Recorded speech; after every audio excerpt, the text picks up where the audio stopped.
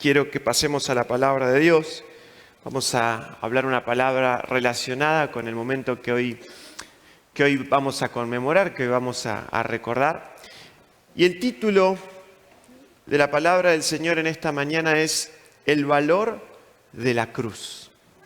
El valor de la cruz. ¿Cuánto vale? Te invito a que puedas hacerte esta pregunta. ¿Cuánto vale para vos la cruz de Jesús? ¿Cuánto vale para mí la cruz del Señor Jesús? ¿Qué valor representa en mi vida? ¿Qué significa para mí lo que Jesús hizo en la cruz del Calvario? ¿Cuánto nos ponemos a pensar en ese sacrificio de Cristo en la cruz? ¿Cuánto nosotros tomamos en cuenta lo que Él ha hecho por nosotros? Porque venimos hoy a su casa, venimos a participar de la cena del Señor, y es bueno que nosotros al recordar esto podamos pensar en lo que significa que Jesús haya muerto en la cruz. Creo que el gran acto de fe de los que creemos en Jesús, el acto de fe que nosotros tenemos al creer en Cristo, es poder tener esa certeza y esa seguridad de que lo que pasó hace más de 2000 años en la cruz del Calvario tiene un impacto en mi vida hoy.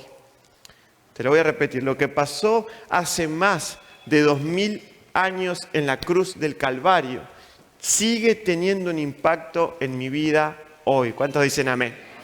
Y si nosotros no pensamos en eso, en que la cruz no es algo que pasó y que fue un hecho histórico simplemente, sino que podemos creer a través de la fe en Cristo que lo que pasó en esa cruz tiene impacto en mi vida hoy, es ahí cuando entendemos el verdadero valor de la cruz. Es ahí cuando entendemos cómo la cruz me influye a mí, cómo la cruz representa algo para mi vida, mi situación personal y la salvación de mi alma. ¿Cuántos dicen amén? La muerte de Jesús está por toda la Biblia, por así decirlo. El sacrificio de Cristo, la muerte y resurrección de Jesús es el tema central de la Biblia. Si nosotros venimos a la casa de Dios, no podemos ignorar el mensaje de la cruz de Jesús. Como dijo Pablo, él predicaba a Cristo y a Cristo crucificado. Él decía que el mensaje de la cruz es locura para los que no creen.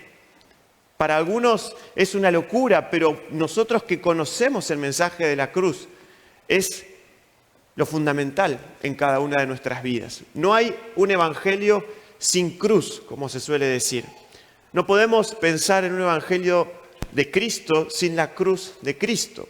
Por eso es tan importante que nosotros como hijos de Dios tengamos bien en claro lo que significa ese sacrificio de Jesús para nuestras vidas. Como les dije, la palabra de la cruz está por toda la Biblia, tanto por el Antiguo Testamento como por el Nuevo Testamento. Las Escrituras ya decían desde los primeros tiempos cómo iba a morir Jesucristo. Ya preveían que iba a venir el Hijo de Dios en forma de hombre, que iba a sufrir, que iba a morir y que iba a resucitar. Para decir algún ejemplo, Daniel, por ejemplo, 500 años antes, él profetizó que el Mesías iba a dar su vida y que iba a morir, precisando incluso la fecha en que iba a morir, 500 años antes. 700 o 700 y pico años antes también lo profetizó Isaías, en Isaías capítulo 53. Él ya describió 700 años antes cada uno de los sufrimientos del Maestro.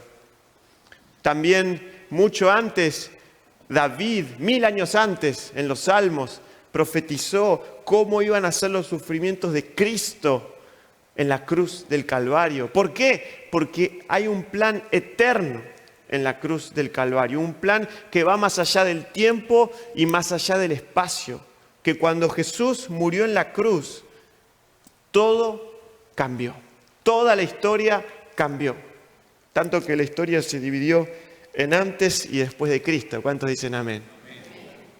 Tenemos un Dios que marcó la historia. Y hoy quiero simplemente comentar con ustedes un salmo que es el Salmo 22. Así que si usted tiene su Biblia, puede abrir la palabra de Dios en el Salmo 22, que es el pasaje que hoy vamos a leer. Y vamos a ver cómo lo que dice David se relaciona con lo que hizo Jesús en la cruz del Calvario. Y vamos a ver cómo eso tiene impacto en nuestras vidas. Vamos a ver cómo eso se manifiesta en cada uno de nosotros. Quiero ir ya rápidamente al punto central de la palabra para aprovechar el tiempo. Hoy tenemos un culto con muchas cosas. Hay una sorpresa también en este culto. ¿A cuánto le gustan las sorpresas? Bueno, decirle que está al lado tuyo, espera un poquito. El Señor dice que tenemos que ser pacientes. Así que, pero bueno, todo a su tiempo, ¿no? Paso a paso, diría un entrenador de fútbol. Salmo capítulo 22. Quiero que veamos algunas porciones de este pasaje tan fuerte, que veamos cómo se ve su cumplimiento posteriormente en la cruz de Jesús y en tercer lugar, cómo eso impacta en nuestras vidas. ¿Cómo empieza este salmo? El salmista David, inspirado por Dios, dice: Dios mío, ¿por qué me has desamparado? ¿Por qué estás tan lejos de mi salvación y de las palabras de mi clamor? El salmista, inspirado por Dios, empieza este salmo con una especie de reclamo, por así decirlo, con una especie de declaración desesperada, diciendo: Dios mío, ¿por qué me has desamparado? Todos sabemos que el salmista David escribía inspirado por el Espíritu Santo, y en este salmo también está representando las palabras que dijo el Señor Jesús. Si ustedes leen Mateo capítulo 27, versículo 46 y siguientes, dice: cerca de la hora novena, Jesús clamó a gran voz diciendo: Elí, Elí, lama sabactaní. Esto es: Dios mío, ¿por qué me has desamparado? En la cruz vemos que hay una separación entre Jesucristo y el Padre. Esta explicación, esto puede ser posible solamente por una causa. Como dice la palabra de Dios, que al que no conoció pecado, por nosotros lo hizo pecado.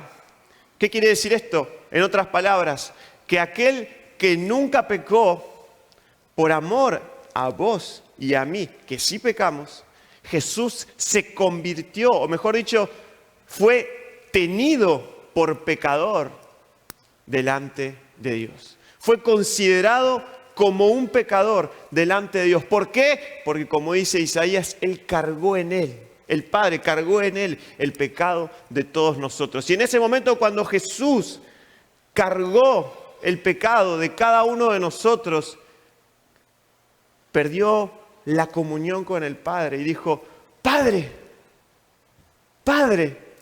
¿por qué me has desamparado? Jesucristo tuvo que cargar todas mis culpas, todas nuestras culpas, todas nuestras maldades. Y creo que si hiciera una pregunta aquí donde preguntara ¿quién puede decir que jamás se equivocó?, nadie se atrevería a levantar la mano, porque todos cometimos maldad en algún momento u otro. Y esas cosas son las que Jesús cargó en la cruz. Pensá por un momento en todos tus deslices. Pensá por un momento todas las veces que cediste a esa tentación. Pensá por un momento todas las veces que cometiste algo de lo que hoy te arrepentís. Quiero que sepas que por cada una de esas cosas, Jesús dijo: yo voy a ir a la cruz para rescatarte. Yo voy a ir a la cruz, voy a cargar todo eso sobre mis espaldas. Voy a perder la comunión con el Padre para poder rescatarte. ¿Y cómo esto influye en cada una de nuestras vidas? Jeremías capítulo 33, versículo 3 nos dice: clama a mí y yo te responderé y te enseñaré cosas grandes y ocultas que tú no conoces.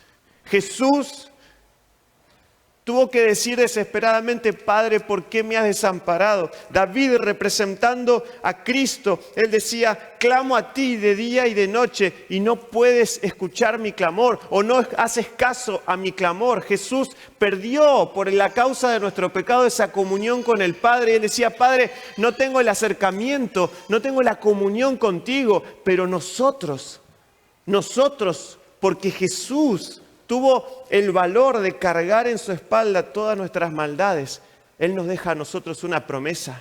Y el Padre puede decir: yo tuve que dejar de oír a mi hijo por un momento. A mi hijo con el cual tenía una comunión perfecta, lo tuve que dejar de oír por un momento. Y separarme de él, algo que no había pasado en la eternidad, separarme de él por un momento. ¿Para qué? Para que cuando vos clames, yo te pueda oír. Para que tú y yo y cada uno de nosotros se pueda cumplir esa promesa sobre nuestras vidas. El Padre ahora puede decir: como Jesús cargó el pecado tuyo y el pecado mío, cuando vos clames, yo sí te voy a escuchar. Cuando vos clames, yo te voy a responder con poder, te voy a enseñar cosas grandes y ocultas que tú no conoces. Todo por la gracia de Jesús. Amén. Amén.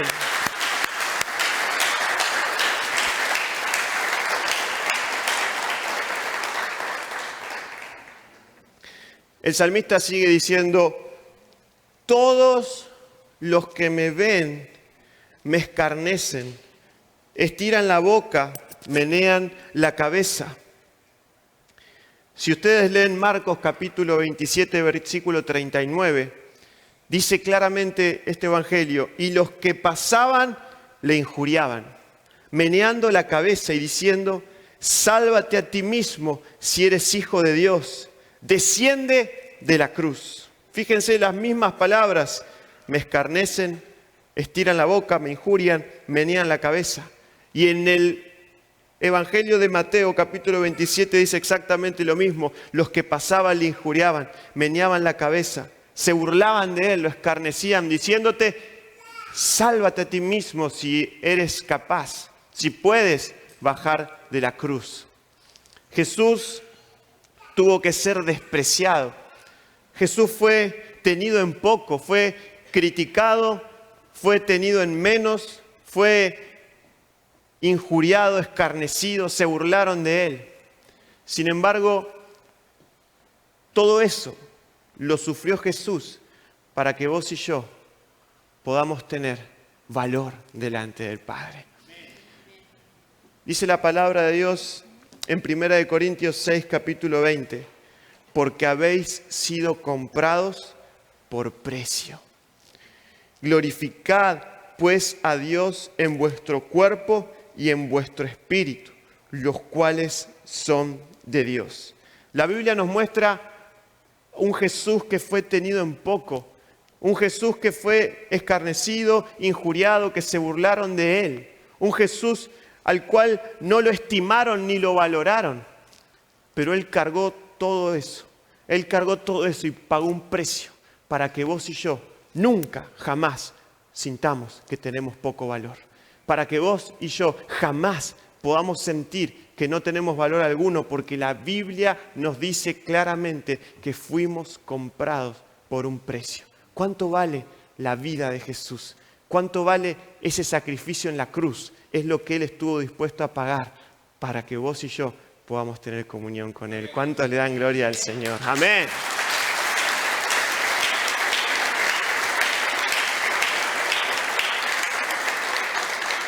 Jesús en ese momento fue injuriado, fue tenido en poco, fue blasfemado. Pero Isaías 55:5 nos dice esta promesa.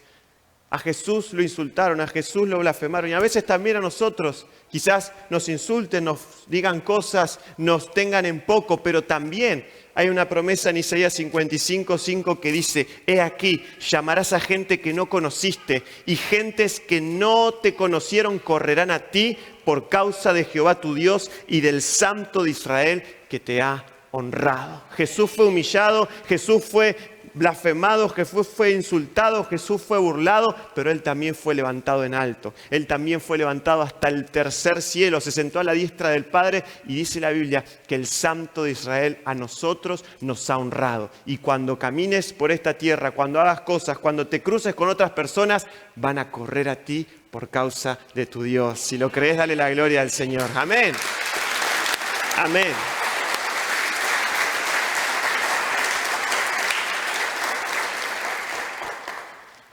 El Salmo sigue, versículos 7 y 8, diciendo, se encomendó a Jehová, líbrele él, sálvele puesto que en él se complacía. Miren lo que sigue diciendo Mateo 27, 41 y siguientes. De esta manera también los principales sacerdotes, escarneciéndole con los escribas y los fariseos y los ancianos, decían, a otro salvó, a sí mismo no se puede salvar. Si es el Rey de Israel, descienda ahora de la cruz y creeremos en Él. Confío en Dios, líbrele ahora si le quiere. La profecía nos habla de un Jesús que era tentado a bajarse de la cruz, a ser libre de toda esa carga que Él estaba soportando en ese momento. Años después, los escribas y los fariseos confirman esta palabra diciéndole, si eres el Hijo de Dios, si confiaste en Dios, ¿por qué no te bajás de la cruz? ¿Por qué no te librás? ¿Por qué no te libra el Padre si sos Hijo de Dios, si confías en Dios, si te crees el Mesías? ¿Por qué el Padre no te libra de la cruz? ¿Cuántos saben por qué el Padre no lo libró de la cruz? El Salmo 91 nos dice por qué el Padre no lo libró de la cruz. El Padre no lo libró de la cruz a Jesucristo porque Él quería también librarte a vos de tu aflicción. Él quería librarte a vos de todas tus cargas, quería librarte a vos de todo tu pecado, quería librarte a vos de toda ligadura de muerte. Dice el Salmo 91, versículo 14, por cuanto en mí ha puesto su amor. ¿Cuántos aman a Cristo? Yo también lo libraré, le pondré en alto por cuanto ha conocido mi nombre. Me invocará y yo le responderé. Con él estaré yo en la angustia, lo libraré y le glorificaré. ¿Cuántos dicen amén? Gloria a Dios. Amén.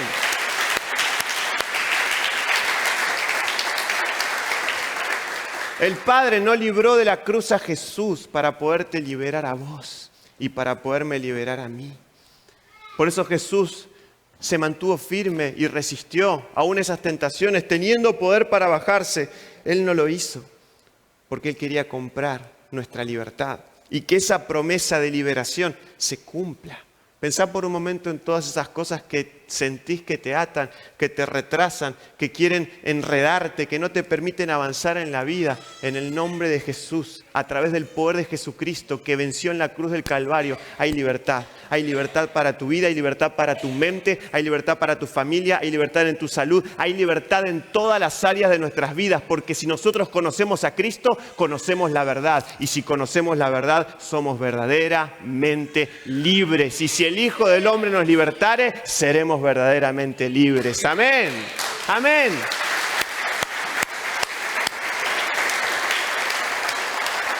Amén. El Salmo 22 también profetiza, pero tú eres el que me sacó del vientre, el que me hizo estar confiado desde que estaba a los pechos de mi madre.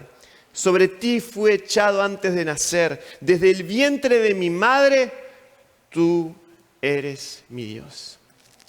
¿Qué dice el Evangelio de Lucas, capítulo 1, versículo 30? Entonces el ángel le dijo, María, no temas, porque has hallado gracia delante de Dios, y ahora concebirás en tu vientre y darás a luz un hijo y llamarás su nombre Jesús. Versículo 5, respondiendo el ángel le dijo, el Espíritu Santo vendrá sobre ti y el poder del Altísimo te cubrirá con su sombra, por lo cual también el santo ser que nacerá será llamado Hijo de Dios. 1000 años antes ya el salmista profetizaba que desde el vientre Dios iba a ser su Padre. Y aquí nos habla Lucas capítulo 1 que desde el vientre el Espíritu Santo ya iba a hacer concebir a María en su virginidad un ser santo, que iba a ser Jesús. Y cuando los reyes o los magos del Oriente vinieron a entregarle a Jesús regalos, uno de los regalos que le entregaron fue la mirra, otro fue oro y otro fue incienso. El oro significa su reinado, el incienso significa su sacerdocio y la mirra, que era lo que se colocaba sobre los cadáveres en ese tiempo, significa el sacrificio. ¿Qué quiere decir? Que desde el momento en que Jesús fue concebido por el Espíritu Santo, Él vino a este mundo con un propósito, el propósito de dar su vida por cada uno de nosotros. No fue una circunstancia que se dio, no fue una casualidad, no fue que los romanos se ensimismaron con Jesús y los fariseos y de repente lo mataron. No, Él tenía un propósito determinado desde el momento en que fue concebido en el vientre de María, que era morir por vos y por mí. Él tenía un propósito desde antes de nacer, que era morir en la cruz del Calvario. ¿Y cómo impacta esto en mi vida? Porque la Biblia nos dice que por cuanto todos hemos pecado, estamos destituidos de la gloria de Dios. ¿Qué quiere decir? Que desde el momento en que yo nazco y empiezo a transitar esta vida, es seguro que me voy a equivocar, es seguro que voy a pecar, por lo tanto mi propósito en mi naturaleza humana está destinado a excluirme de la presencia de Dios. Pero Jesús cumplió su propósito, murió en la cruz del Calvario. ¿Para qué? Para que nuestro propósito pueda cambiar. Dice la Biblia, dice la palabra del Señor en el hermoso Salmo 139, nos da una promesa maravillosa para nuestras vidas. Y dice, mi embrión vieron tus ojos y en tu libro estaban escritas todas aquellas cosas que fueron luego formadas, sin faltar una de ellas. Cuán preciosos me son, oh Dios, tus pensamientos, cuán grande es la suma de ellos. Dice la palabra que vos y yo fuimos escogidos desde antes de la fundación del mundo. Jesús nació con un propósito que fue morir en la cruz del Calvario. ¿Pero para qué? Para que cuando vos nazcas puedas tener otro propósito. Puedas tener un propósito de bendición, un propósito de bien, un propósito de vida y de vida en abundancia. Dice la Biblia que por naturaleza estábamos condenados a ser excluidos de la gloria de Dios. Pero a través de la cruz del Calvario nuestro propósito cambió. Jesús vino para que tengamos vida y la tengamos en abundancia. Amén. Amén.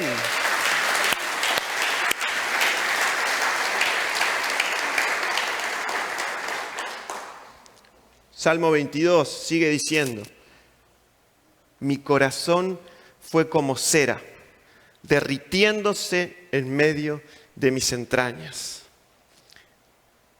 1000 años después, en Juan capítulo 19, versículo 34, dice, pero uno de los soldados le abrió el costado con una lanza y al instante salió sangre y agua. El corazón de Jesús fue deshecho, se deshizo por amor a nosotros. ¿Pero por qué? Lucas capítulo 4, versículo 18 dice cuál fue el propósito de Cristo. Me ha enviado a sanar a los quebrantados de corazón. Pensá en todas las veces que tu alma y tu corazón fueron heridos. Pensá en todas esas veces que te pasaron cosas que rasgaron tu corazón, que verdaderamente sentiste que algo se quebró en tu interior. Déjame decirte cuál es la promesa de Dios para tu vida.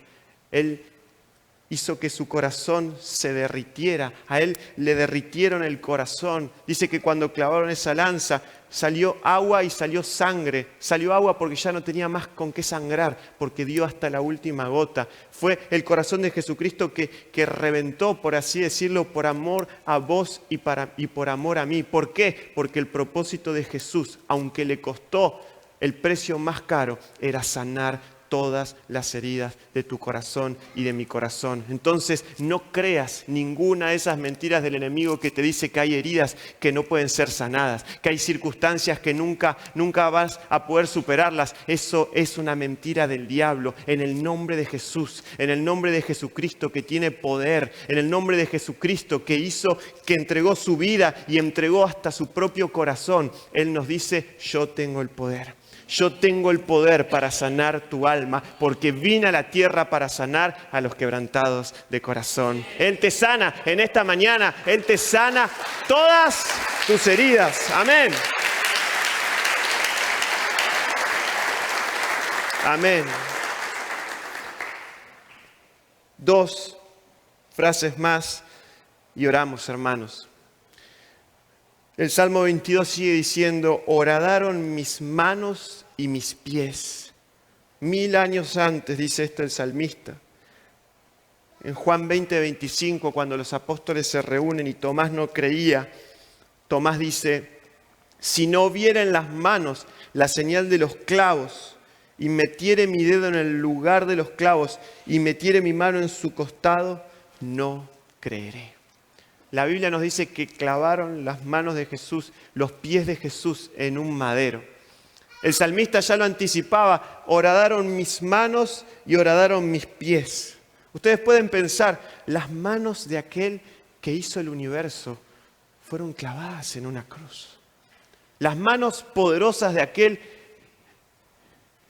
me viene esa imagen de Jesús formando al hombre con sus propias manos, moldeándolo con el barro, sabiendo que ese mismo hombre lo iba a clavar en una cruz. Él, sin embargo, lo formó con amor, sabiendo que el hombre iba a pecar, que el hombre se iba a equivocar y que eso lo iba a llevar a la cruz. Pero esas manos que con tanto amor formaron ese muñeco de barro que fue un hombre, fue el mismo amor el que llevó que esas manos sean clavadas en la cruz por amor a vos y por amor a mí. Las manos y los pies de Jesús fueron clavadas en la cruz del Calvario, pero las manos de Jesús fueron clavadas para que mis manos puedan ser guiadas a hacer el bien. Si las manos de Jesús fueron clavadas, si los pies de Jesús fueron clavados, eso es lo que a mí me tiene que mover a decir, ¿qué voy a hacer con mis manos? ¿Qué voy a hacer con mis pies? ¿Qué es lo que yo estoy dispuesto a realizar? ¿Cuáles son las obras que yo voy a hacer con mis manos? ¿Cuáles son los lugares a donde voy a ir con mis pies? El salmista dice, lavaré en inocencia mis manos y así andaré alrededor de tu altar, oh Jehová. Romanos 10:15 dice, ¿y cómo predicarán si no fueren enviados? Como está escrito, cuán hermosos son los pies de los que anuncian la paz, de los que anuncian buenas nuevas. El Señor entregó sus manos para ser horadadas, para ser crucificado en la cruz. Y eso tiene que provocar en mi vida una pregunta de decir, ¿qué estoy haciendo yo con mis manos? Él me las lavó para que yo pueda hacer buenas obras, para que yo pueda hacer el bien. Jesús vino y anduvo haciendo bienes. Cuando Cristo entra a tu corazón, vos tenés el fruto de hacer el bien. El fruto de que conoces a Cristo es que con tus manos las ocupás para hacer el bien, para ser de bendición. Como siempre me dice mi esposa, aprovecho para mandarle un saludo que está con un estado gripal en cama. Qué lindo que es hacer el bien a aquellas personas que no te pueden devolver nada.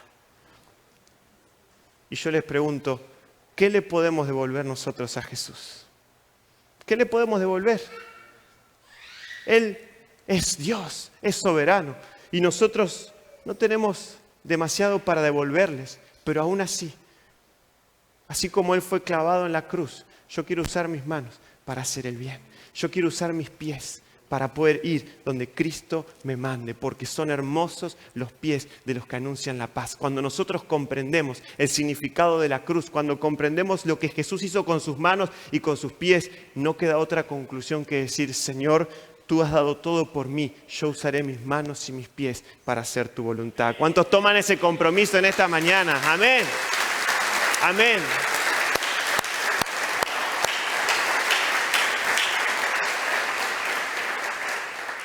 Y por último, dice el salmista, repartieron entre sí mis vestidos y sobre mi ropa echaron suertes. Todos los bienes que tenía Jesús era una túnica, la cual fue repartida entre los soldados y repartida por suertes. Esto lo confirma Juan 19, 23 y 24, que dice: cuando los soldados hubieron crucificado a Jesús, tomaron sus vestidos e hicieron 4 partes, una para cada soldado. Tomaron también su túnica, diciendo entre sí: no la partamos, sino echemos suertes para ver de quién será. Suertes sobre ella, a ver de quién será.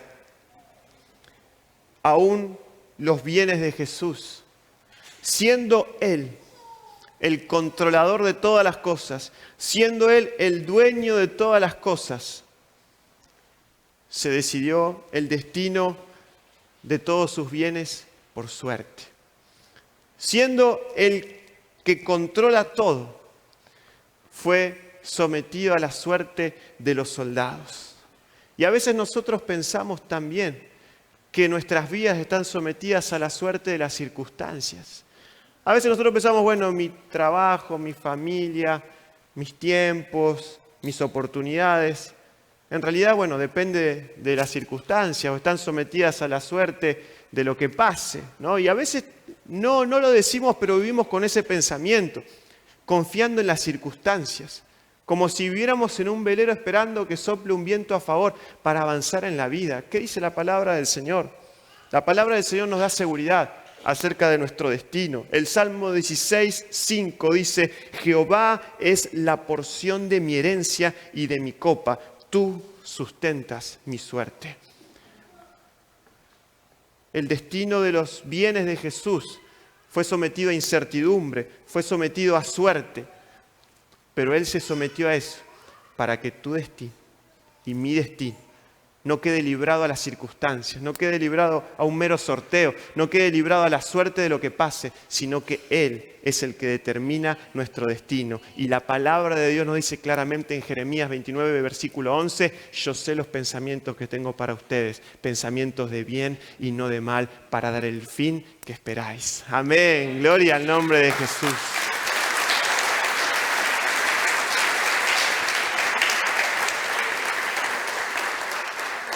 Te invito a ponerte de pie y que podamos nosotros en esta mañana pensar, después de oír la palabra del Señor, en el valor que tiene la cruz para cada uno de nosotros. No es algo que pasó hace años solamente, no es un suceso que quedó en la historia, sino que es algo que sigue teniendo influencia en mi vida hoy. Lo que Jesús hizo en la cruz me impacta en mi vida hoy. Tiene efectos sobre mi vida hoy. Y Jesús, cuando instituyó la cena del Señor, Él dijo: hagan esto en memoria de mí. ¿Saben lo que quiere decir esto en otras palabras? Jesús le está diciendo a sus discípulos: no se olviden. No se olviden de lo que yo hice en la cruz. Por favor, no se olviden de lo que yo hice por ustedes. Pero no tanto para que Jesús se sienta bien de que nosotros nos acordamos de Él, sino para que vos, en esos momentos de dificultad, en esos momentos de necesidad, en esos momentos donde parece que las circunstancias te quieren devorar, no te olvides lo que hizo Jesús en la cruz. No te olvides que ahí Jesús venció. No te olvides que ahí Jesús te dio la victoria una vez y para siempre. Todos tus enemigos fueron derrotados en la cruz del Calvario. No nos desanimemos.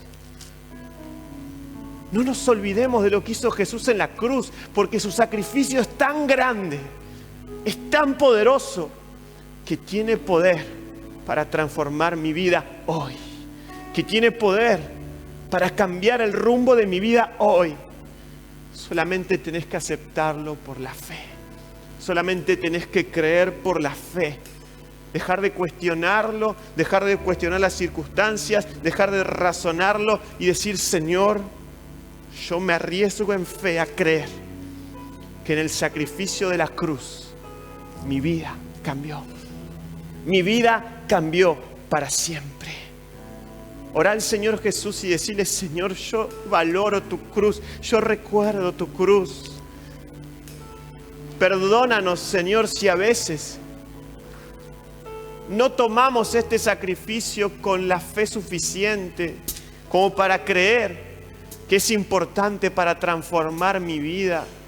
Perdona si a veces vivimos como si la cruz no hubiera existido y creemos que todavía estamos bajo el dominio de nuestro propio corazón, de las tentaciones, del pecado, de las circunstancias.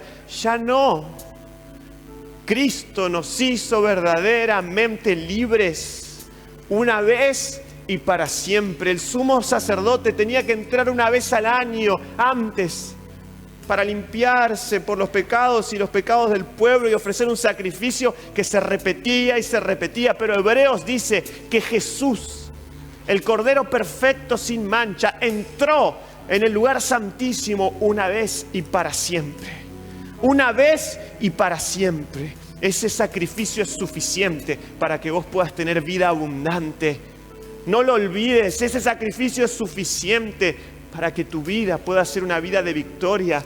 Es el sacrificio que nos lleva al cielo, que nos lleva a la eternidad, que nos hace más que vencedores, porque eso somos en Cristo, más que vencedores en Cristo Jesús. Y te damos gracias, Señor, por tu presencia en esta mañana. Te damos gracias, Señor, por tu poder. Te damos gracias porque tú estás aquí, Señor. Y confiamos en tu cruz. Confiamos en lo que tú has hecho. Y queremos nosotros, con nuestras propias vidas, devolver aunque sea un poquito de lo que tú hiciste. Aquí en esta mañana hay un pueblo que no se olvida, Señor. Míranos desde el cielo. No nos olvidamos de lo que tú has hecho. No nos olvidamos de lo que tú has hecho. Lo recordamos con todo nuestro corazón. Y no solo es un recuerdo, sino que creemos en tu sacrificio. Creemos en la cruz. Creemos que tú moriste y que tú resucitaste. Que tú volviste de la muerte. Que tú destrozaste a la muerte en la cruz. Que venciste por amor a cada uno de nosotros. Y como tú venciste, nosotros también venceremos.